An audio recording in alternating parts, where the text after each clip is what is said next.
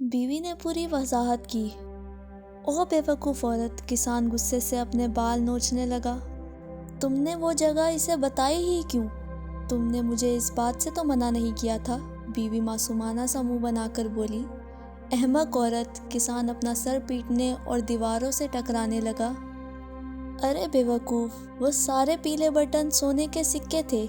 تم نے یہ کیا کر دیا؟ یہ تو تمہیں پہلے بتانا چاہیے تھا نا۔ اب یہ تمہاری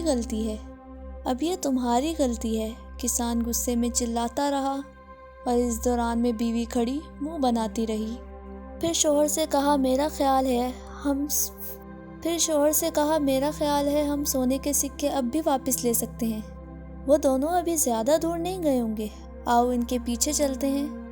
بیوی کی بات سن کر کسان کچھ سوچنے لگا اور بولا، ہاں ہم کوشش تو کر ہی سکتے ہیں، مگر اپنے ساتھ کچھ لڈو ضرور لے لینا تاکہ اگر راستے میں بھوک لگے تو ہم وہ کھا لیں۔ بیوی نے ایک ٹوکری میں 2 لڈو رکھ لیے اور دونوں گھر سے نکل کر اس طرف چل پڑے جس طرف پھیری والا گیا تھا۔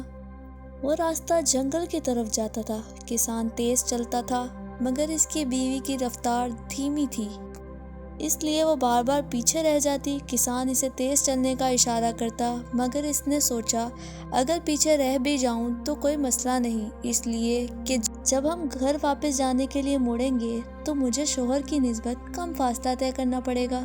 اسی طرح چلتے چلتے بیوی شوہر سے کافی پیچھے رہ گئی تھی۔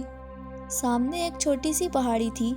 جب وہ اس پر چڑھنے لگی تو اس کے ہاتھ میں پکڑی ٹوکری میں سے ایک لڈو باہر گر گیا اور لڑکتا ہوا پہاڑی کے نیچے جھاڑیوں میں چلا گیا۔ کسان کی بیوی بھاگ کر نیچے اتری اور لڈو تلاش کرنے لگی۔ اس نے بہت تلاش کیا مگر وہ لڈو نہ جانے کہاں چلا گیا تھا۔ بہت کوشش کی مگر لڈو نہ ملا تو اس کے ذہن میں ایک ترکیب آئی۔ وہ بھاگ کر دوبارہ پہاڑی پر چڑھی اور اس جگہ پہنچی جہاں سے وہ لڈو گرا تھا۔ وہاں پہنچ کر اس نے دوسرا لڈو بھی نکالا اور اسے نیچے پھینکتی ہوئی بولی، اب یہ لڈو بھی وہی جائے گا جہاں پہلا گیا تھا۔ میں اس کے پیچھے پیچھے جاؤں گی اور اس کے ساتھ مجھے پہلا لڈو بھی مل جائے گا۔ اس نے دوسرا لڈو بھی پھینک دیا اور خود اس کے پیچھے بھاگی مگر وہ بھی نہ جانے کہاں جا کر گم ہو گیا۔ اب دونوں لڈو گم ہو چکے تھے۔ کافی دیر ڈھونڈنے کے بعد وہ مایوس ہو کر آگے چل پڑی جہاں پہاڑی کی دوسری طرف کسان ایک گھنے درخت کے نیچے بیٹھا اس کا انتظار کر رہا تھا۔ اسے دیکھتے ہی وہ بولا، اب جلدی سے لڈو نکالو، مجھے بھوک لگ رہی ہے۔ لڈو تو گئے، وہ منہ بنا کر بولی۔ کہاں گئے؟ کسان چیخ اٹھا۔ ایک لڈو گر گیا تھا، دوسرا میں نے اس کی تلاش میں اس کے پیچھے بھیجا مگر وہ بھی نہ جانے کہاں کھو گیا۔ بیوی نے اسے ساری کہانی سنائی تو کسان حیران ہو کر بولا، تم ایسی بیوقوفانہ حرکتیں اتنی عقل مندی سے کیسے کر لیتی ہو؟ تم نے مجھے اس بارے میں منع بھی تو نہیں کیا تھا۔ وہ بڑے آرام سے بولی تو کسان لاجواب سا ہو گیا۔ پھر اچانک کچھ سوچ کر پوچھا، مجھے امید ہے کہ گھر سے نکلتے وقت تم بیرونی دروازہ بند کر کے آئی ہوگی۔ نہیں، میں نے دروازہ بند نہیں کیا تھا کیونکہ تم نے مجھے توجہ ہی نہیں دلوائی تھی، بیوی نے جواب دیا۔ اس کی بات سن کر کسان پریشان ہو گیا اور غصے سے چیخا، اس سے پہلے کہ ہم مزید آگے جائیں تم گھر واپس جاؤ اور دروازہ بند کر کے اسے تالا لگا کر آؤ، اور ہاں، آتے ہوئے کھانے کو بھی کچھ لے آنا۔ وہ فوراً گھر کی طرف بھاگی اور اس نے ایسا ہی کیا جیسا اس کے شوہر نے اس سے کہا تھا۔ کھانے کے لیے اس نے ایک باداموں کی تھیلی اٹھا لی اور پینے کے لیے پانی ایک چھوٹے سے مشکیزے میں بھر لیا۔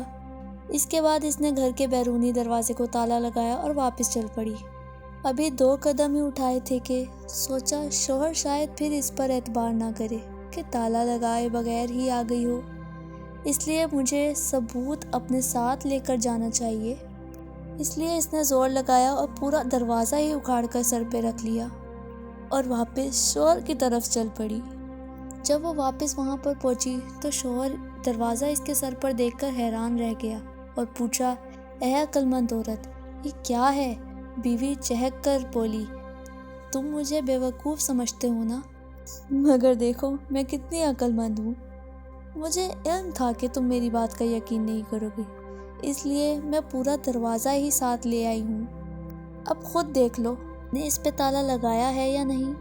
ارے ارے ارے، تم تو پورا دروازہ ہی اکھاڑ لائیں، اب تو ہر کوئی آسانی سے گھر میں گھس جائے گا۔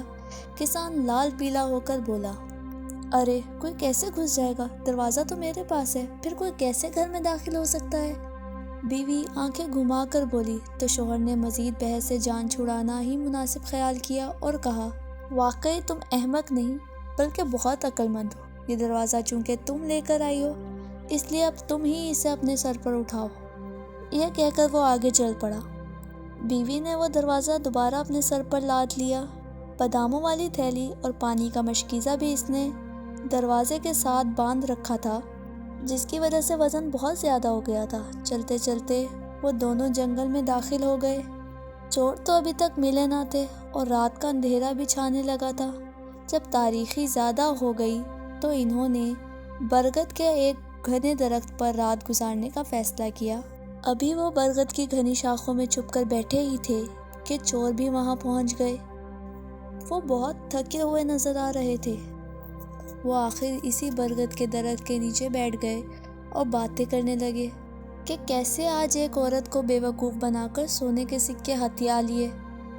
تھوڑی دیر باتیں کرنے کے بعد دونوں چور رات گزارنے کے لیے آگ جلانے کی کوشش کرنے لگے۔